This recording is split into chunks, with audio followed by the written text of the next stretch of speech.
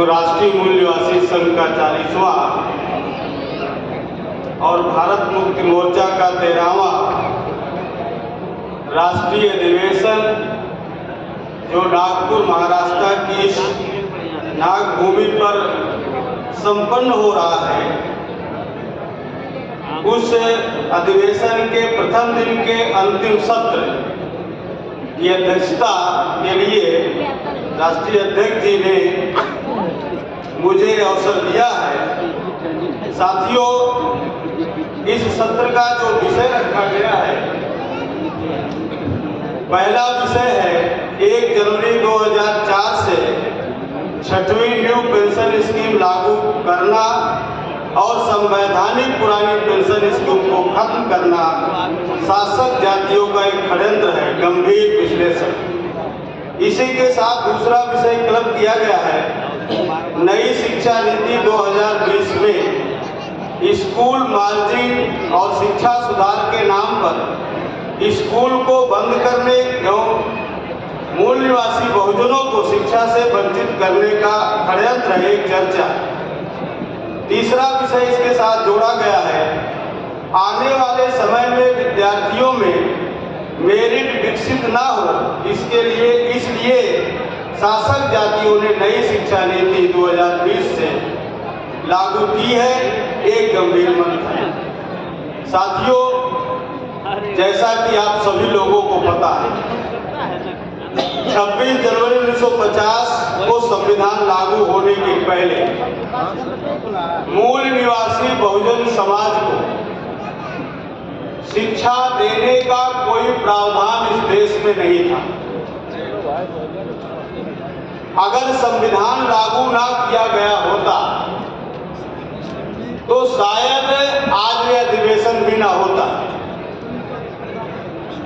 ये बाबा साहब डॉक्टर भीमराव अम्बेडकर की देन है कि उन्होंने भारतीय संविधान के माध्यम से इस मूल निवासी बहुजन समाज को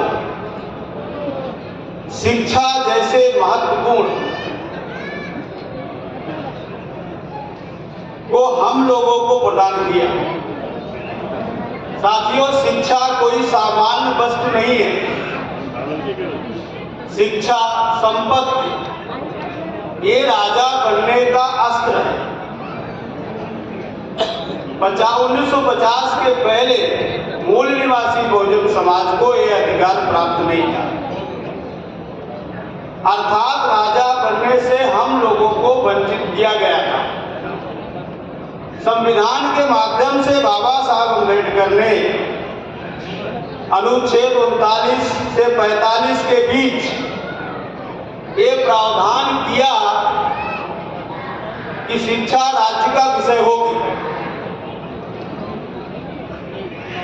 और राज्य की जिम्मेदारी होगी कि उसके राज्य में रहने वाले प्रत्येक नागरिकों को 10 वर्ष के अंदर सभी को शिक्षा प्रदान करना है। लेकिन आप लोगों को मालूम है कि देश का संविधान लागू हुआ और देश की सत्ता मनवादियों के हाथ में चली गई। बाबा साहब कहते थे संविधान अच्छा है या बुरा है, वह इस बात पर निर्भर करता है कि संविधान चलाने वाले कैसे हैं। तो शासक जातियों ने प्लान बना करके राज्य को जो अधिकार दिया गया शिक्षा देने का, उसने अपना कार्य नहीं किया। फिर इस पर संविधान के प्रावधान पर पूरे देश में चर्चा होने लगी कि अभी तक सबको शिक्षा मिले, इसके लिए कोई विशेष कदम राज्य के द्वारा नहीं किया जा रहा। तो केंद्र सरकार ने हस्तक्षेप करते हुए शिक्षा को समवर्ती सूची में लाने का कार्य किया, अर्थात अब शिक्षा जैसे महत्वपूर्ण वस्तु को केंद्र और राज्य दोनों सरकारें मिल करके देखेगी ताकि सभी को शिक्षा का अधिकार मिल सके। लेकिन साथियों, इसके बाद भी आज तक सभी को शिक्षा नहीं मिली। जब केंद्र सरकार के सामने समस्या आती है कि आखिर सभी को शिक्षा क्यों नहीं मिली, सभी को रोजगार क्यों नहीं मिला, तो केंद्र सरकारें कहती हैं कि हमने राज्य को इतना बजट दिया, राज्य सरकारें अपने राज्य में शिक्षा के लिए कोई विशेष प्रावधान नहीं किया और उस बजट को दूसरे मदों में खर्च किया। राज्य सरकार से जनता सवाल खड़ा किया तो उन्होंने कहा कि केंद्र सरकार से मैंने अपने राज्य में शिक्षा की समुचित व्यवस्था करने के लिए बजट का प्रावधान मांगा और केंद्र सरकार ने हमें बजट नहीं दिया। केंद्र और राज्य के झगड़े में शिक्षा और सभी को शिक्षा मिले, इसके लिए आज तक जो समुचित प्रयास किया जाना चाहिए वो ऐसा प्रयास नहीं किया। कभी भी इसकी संसद में समीक्षा भी नहीं की गई। जब शिक्षा का अधिकार अधिनियम 2009 कांग्रेस सरकार लागू कर रही थी तो उस समय के तत्कालीन एचआरडी मिनिस्टर कपिल सिब्बल ने संसद में भाषण दिया कि भारत में उच्च शिक्षा लेने वालों की जो संख्या है 10% से भी कम है। यदि हमें भारत में उच्च शिक्षा 10% लोगों को देना होगा तो कई हजार हमें डिग्री कॉलेज खोलने होंगे, कई 100 विश्वविद्यालय खोलने होंगे, तब लोगों को 10% शिक्षा मुहैया होगी। साथियों, बाबा साहब कहते थे शिक्षा एक रोशनी है, यह रोशनी देश के प्रत्येक नागरिकों तक पहुंचनी चाहिए, क्योंकि शिक्षा के अभाव में व्यक्ति के सामने अंधेरा छा जाता है। इसलिए वो कहते थे अगर शिक्षा जिसको मिलती है, शिक्षा शेरनी का दूध है, उसे जो पिएगा वो दहाड़ेगा। कामसेब के मंच पर इस शिक्षा का एक उदाहरण दिखाई देता है कि शिक्षित लोगों का संगठन है और शिक्षित लोग देश की प्रत्येक समस्याओं पर चर्चा कर रहे हैं। भारत में कोई ऐसा मंच नहीं है जहां देश की समस्याओं पर चर्चा होती है। साथियों, देश में शिक्षा सभी को मिले, इसके लिए भारत सरकार ने सबसे पहले 1968 में नई शिक्षा नीति बनाया। बहुत सारे शिक्षा के क्षेत्र में प्रावधान किए गए, लेकिन उसका रिजल्ट बहुत ज्यादा नहीं हुआ। फिर उसके पश्चात 1986 में दोबारा नई शिक्षा नीति बनाई गई और उस शिक्षा नीति का परिणाम है कि हमारे लोग, बहुजन समाज के लोग पहली बार विश्वविद्यालय और महाविद्यालय में प्रोफेसर बने।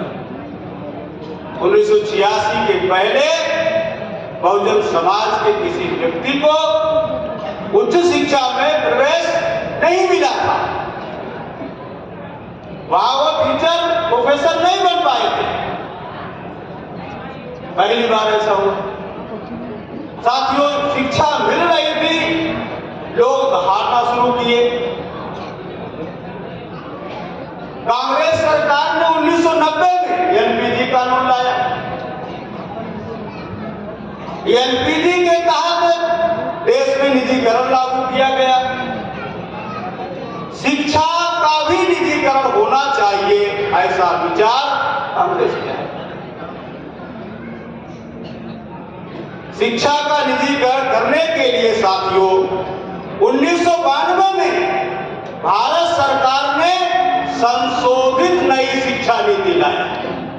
संशोधित नई शिक्षा नीति 1992, उसका एकमात्र उद्देश्य था शिक्षा का निजीकरण करना। आज तक हमारे बहुजन समाज को इसको मालूम नहीं। बाबा साहब अम्बेडकर ये जानते थे कि जिस व्यक्ति को शिक्षा मिलेगी वो व्यक्ति चुप नहीं बैठने वाला है, अपने हक अधिकार के लिए, अपने समस्या के लिए वो लड़ेगा। इसलिए बाबा साहब रिजर्वेशन दे रहे थे। रिजर्वेशन में पहला रिजर्वेशन बाबा साहब ने दिया, रिजर्वेशन इन एजुकेशन।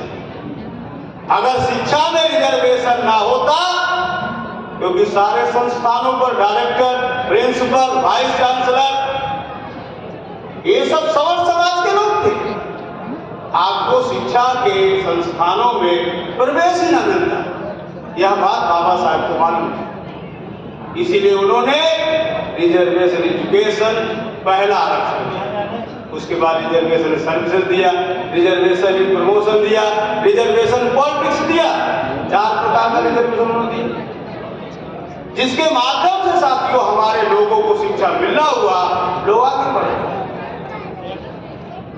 2009 के चुनाव के पहले कांग्रेस सरकार दोबारा सत्ता में आना चाहती थी। उन्होंने पहली बार ओबीसी को शिक्षा में रिजर्वेशन दिया। इसके पहले ओबीसी समाज जो सबसे बड़ा है, उसको शिक्षा में रिजर्वेशन नहीं था। मंडल कमीशन लागू होने पर ओबीसी को नौकरियों में रिजर्वेशन दिया गया, लेकिन शिक्षा में रिजर्वेशन नहीं दिया। विश्व बैंक से कर्जा लेकर सरकार भारत में शिक्षा का प्रावधान कर रही है। विश्व बैंक के अधिकारियों ने भारत का सर्वे किया तो देखा यह शिक्षा का स्तर बहुत निम्न है। तो भारत सरकार ने 2009 में जो उसको 1960 में पूरा करना चाहिए था, क्योंकि बाबा साहब ने संविधान में प्रावधान किया था 10 वर्ष के अंदर सभी को शिक्षा मुहैया कराना राज्य की जिम्मेदारी होगी। 2009 अर्थात 60 साल बाद, एक व्यक्ति की औसत आयु 60 साल है, एक पीढ़ी समाप्त हो गई। उसके बाद सरकार जाग रही है विश्व बैंक के अधिकारियों की रिपोर्ट के बाद कि हम राइट टू ऑल, सभी को एजुकेशन देंगे। शिक्षा का अधिकार अधिनियम 2009 लागू किया गया, 2010 से लागू हुआ। अभी बहुत सारे हमारे वक्ताओं ने इस पर बात रखा। प्रोफेसर गोरखनाथ बेताल सर ने बहुत डिटेल से बात रखा कि शिक्षा का अधिकार अधिनियम 2009 जो 2010 में लागू हुआ, उसमें कहा गया सभी को अनिवार्य और निःशुल्क शिक्षा दी जाएगी, और उसमें केवल 25% प्रावधान था। क्योंकि सरकार कह कुछ और रही है, कर कुछ और रही है।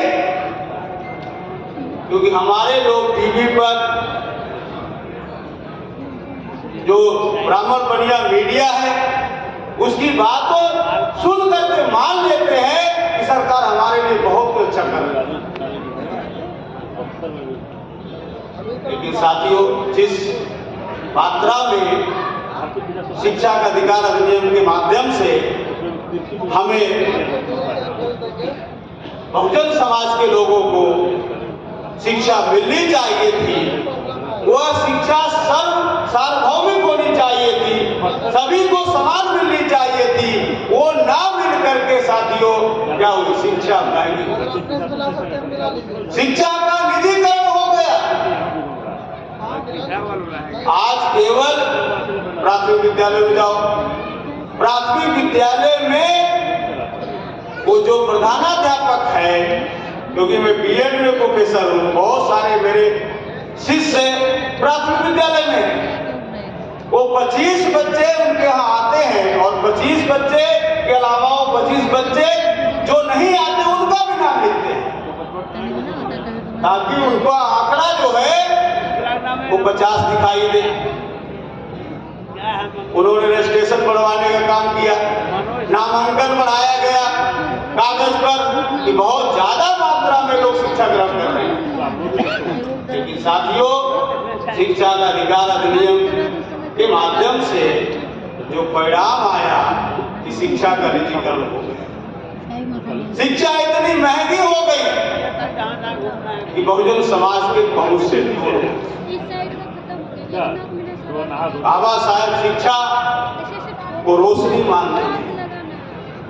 यह रोशनी सभी तक नहीं पहुंच पाई। आज सरकार दोबारा नई शिक्षा नीति लेके आई। जब कोरोना महामारी पूरे देश में फैली हुई थी, पूरा देश भयंकर जो है इस बीमारी से पीड़ित था,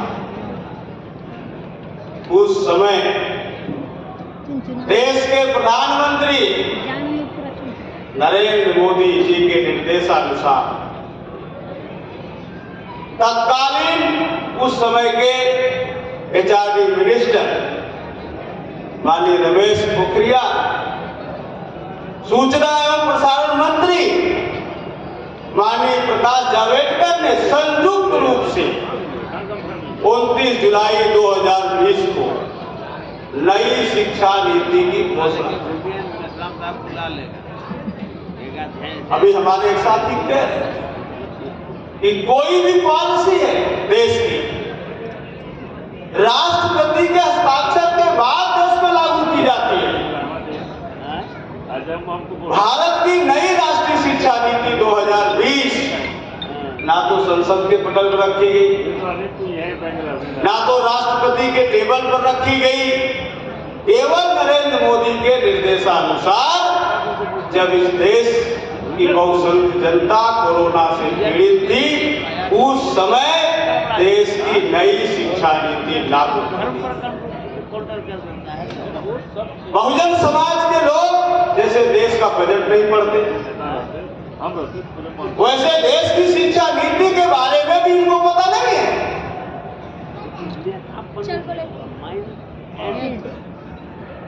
न्यू एजुकेशन पॉलिसी 2020 हिंदी में 450 पेज की, सॉरी 650 पेज की है, अंग्रेजी में 450 पेज की है, और उसका जो समरी बनाई गई जो चाइल्ड मिनिस्ट्री को भेजी गई वो 68 पेज की है। वो नेट पर है, आप निकाल के पढ़ सकते हैं।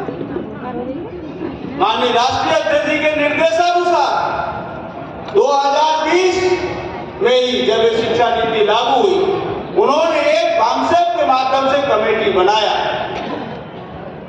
नई शिक्षा नीति 2020 का स्टडी करने के लिए। उस कमेटी का कन्वीनर उन्होंने मुझे बनाया। मेरी अध्यक्षता में 5 रिसर्च स्कॉलर, इसमें सिद्धांत और भी थे।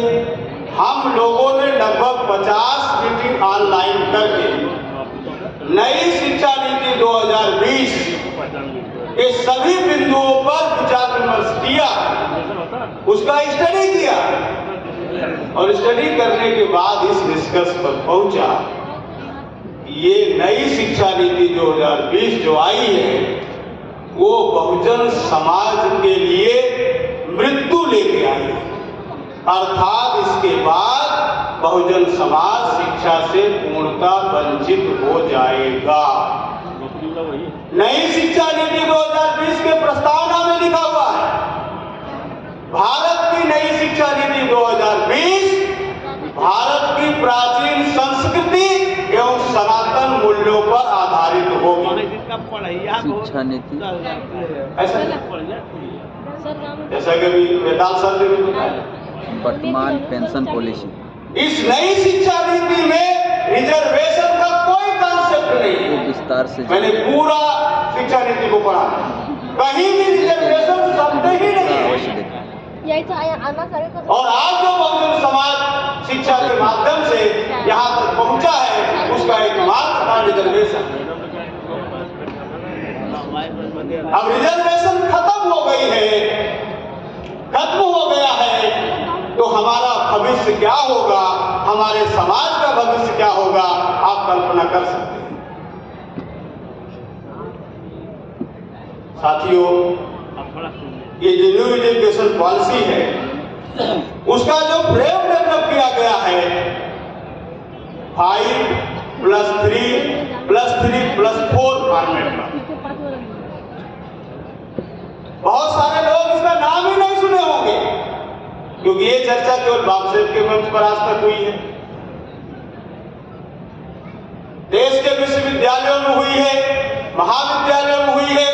सारे प्रोफेसर, सारे शिक्षा के अधिकारी, सारे वाइस चांसलर सेमिनार करके, डिबेट करके भारत सरकार को रिपोर्ट किए यह शिक्षा नीति बहुत अच्छी है,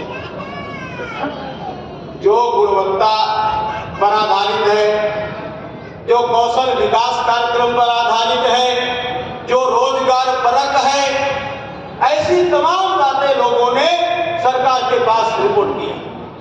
यही नहीं, शिक्षा के क्षेत्र में 5 सितंबर को शिक्षक दिवस मनाया जाता है। भारत सरकार ने पॉलिसी बनाया कि शिक्षक दिवस पर शिक्षकों को सम्मानित किया जाए। प्राथमिक शिक्षा के, माध्यमिक शिक्षा के, उच्च शिक्षा के लोगों को ऑनलाइन फॉर्म प्रोवाइड किया गया। ऑनलाइन आप फॉर्म भरें और आपका नाम स्वीकार किया जाएगा और सरकार आपको सम्मानित करने वाली।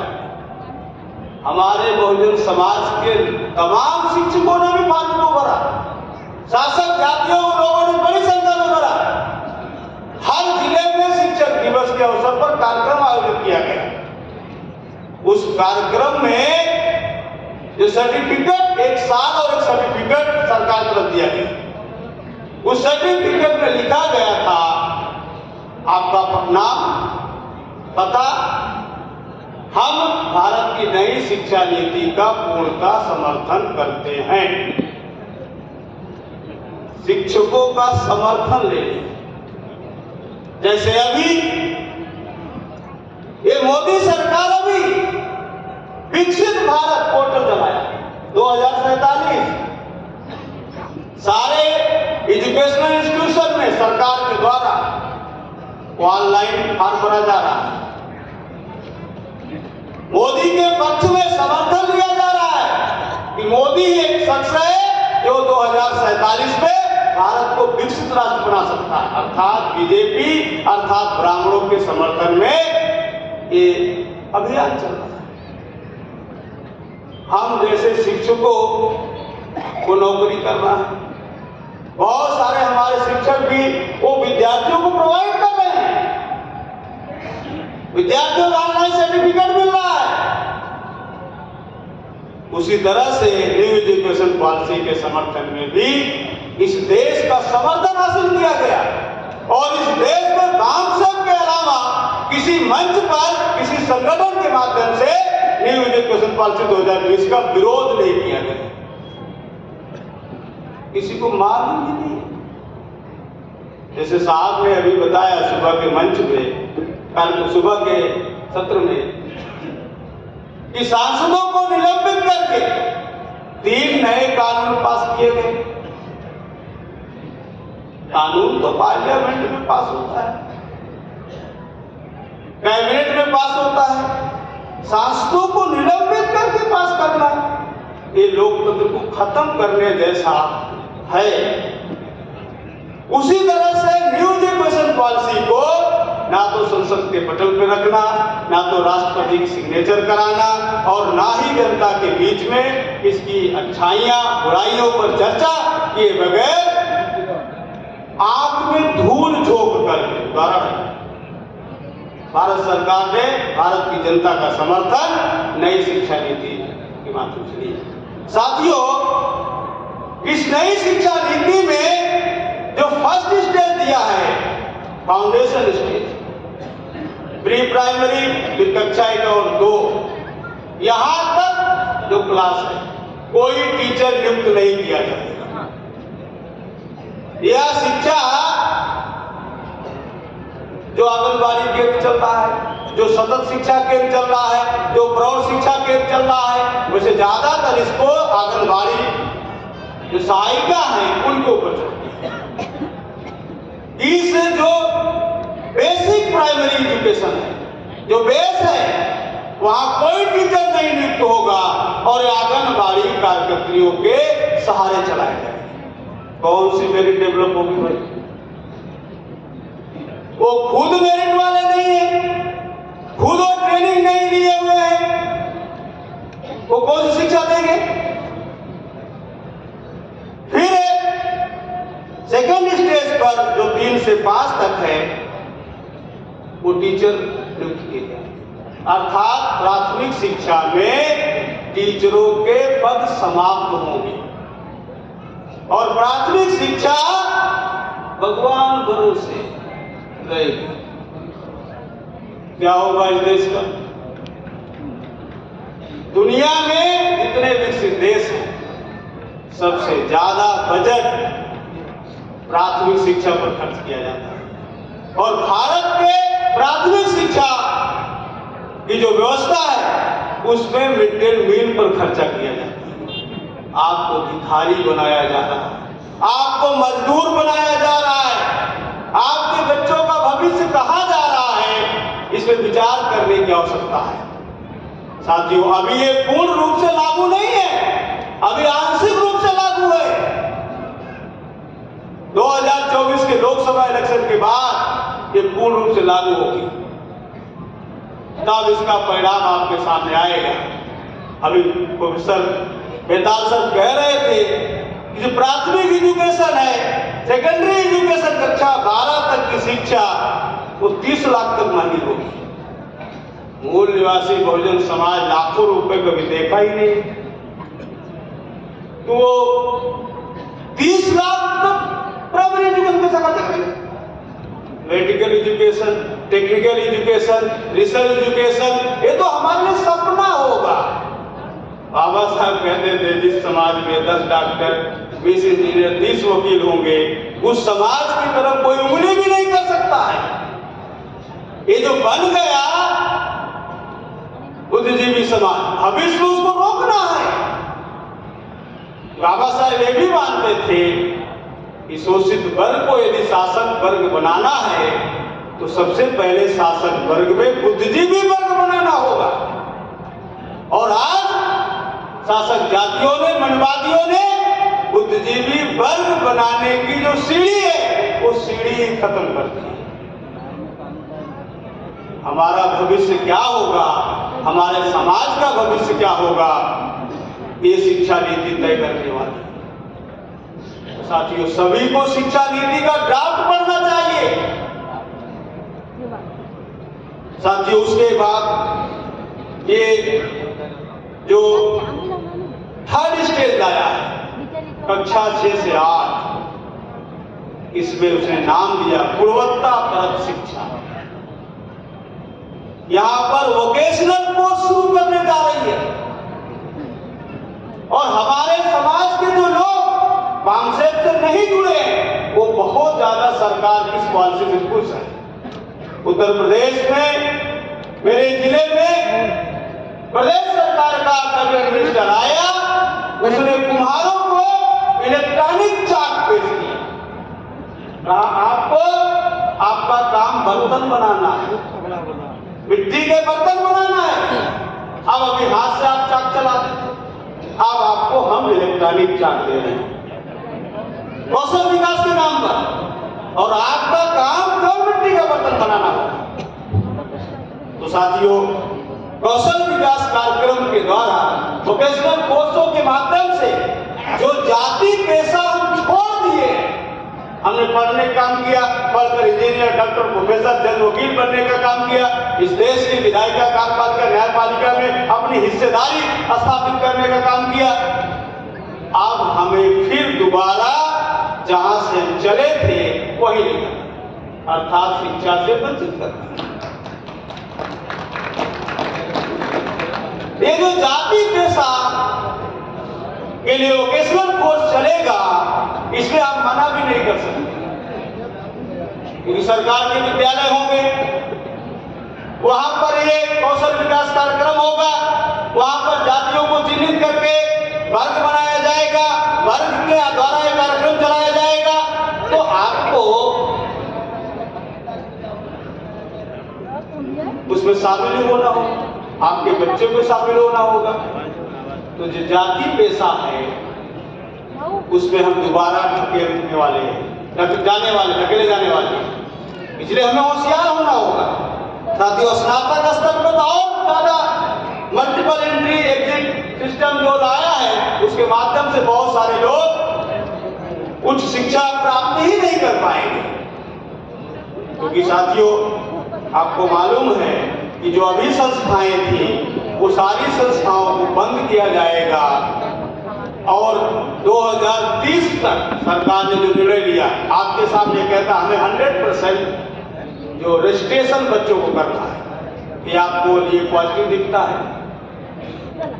लेकिन 2030 तक सारे इंस्टीट्यूशन जो है ऑटोनॉमस होंगे, कोई भी स्कूल सरकारी नहीं होगा और जो फीस होगी स्कूलों की वो फीस नियंत्रण करने का अधिकार ऑटोनॉमस बॉडी को होगा।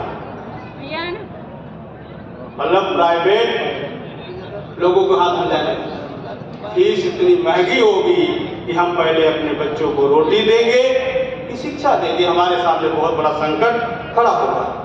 साथियों, इस न्यू एजुकेशन पॉलिसी के तहत अभी बहुत सारे लोगों ने चर्चा किया, स्कूल मर्ज उत्तर प्रदेश में 1 लाख प्रधानाध्यापक के पद खत्म कर दिए, अर्थात 2 लाख विद्यालय बंद कर दिए गए।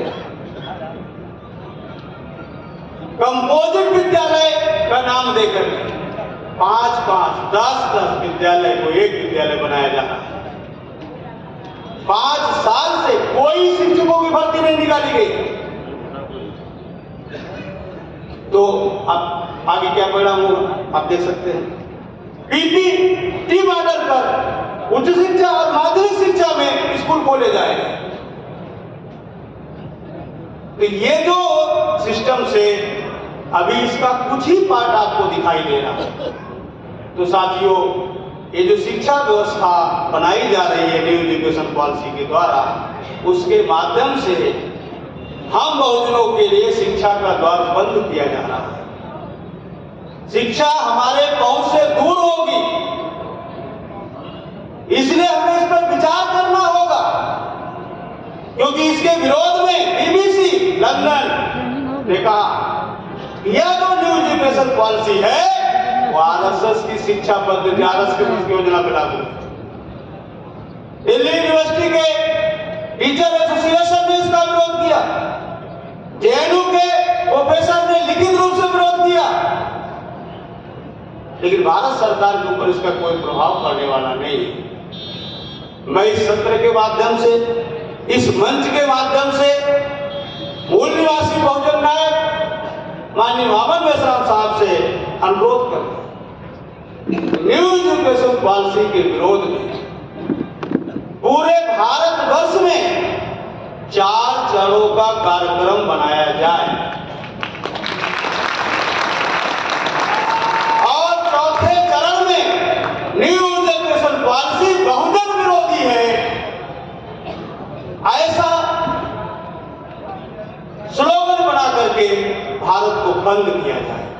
भारत बंद का कार्यक्रम न्यू एजुकेशन पॉलिसी के विरोध में किया जाए और पूरे देश में प्रोटान के माध्यम से जो हमारा संगठन है उसके माध्यम से न्यू एजुकेशन पॉलिसी किस तरह से बहुजन विरोधी है इस पर विषय बनाकर चर्चा पर चर्चा करके पूरे देश के मूल निवासी बहुजन समाज को नई शिक्षा नीति से जागृत किया जाए, उनके गलत जो प्रभाव बहुजन समाज पर पड़ने वाला है उससे अवगत कराया जाए और इस शिक्षा नीति के विरोध में पूरे देश में आंदोलन खड़ा किया जाए। साथियों, इस मौके पर नई एजुकेशन पॉलिसी के विरोध में राष्ट्रव्यापी अभियान चलाने की आवश्यकता है। माननीय राष्ट्रीय अध्यक्ष के द्वारा जो सीईसी कमेटी है उसके द्वारा आपको इसका दिशा निर्देश मिलेगा ताकि पूरे देश में न्यू एजुकेशन पॉलिसी बहुजन विरोधी है, बहुजन समाज को शिक्षा से वंचित करने का एक बहुत बड़ा षड्यंत्र है। इसके विरोध में एक अभियान छेड़ा जाएगा, तभी बहुजन समाज इसके विरोध में खड़ा होगा। जब बहुजन समाज विरोध में खड़ा होगा तो हम इस शिक्षा नीति के सभी प्रावधानों को नकारने में कामयाब होंगे। आप लोग ऐसा करेंगे। इस अवसर पर मैं इतनी ही बात करना चाहता हूं। आप लोगों ने मेरी बात ध्यान से सुना, इसके लिए धन्यवाद, आभार। जय हिंद।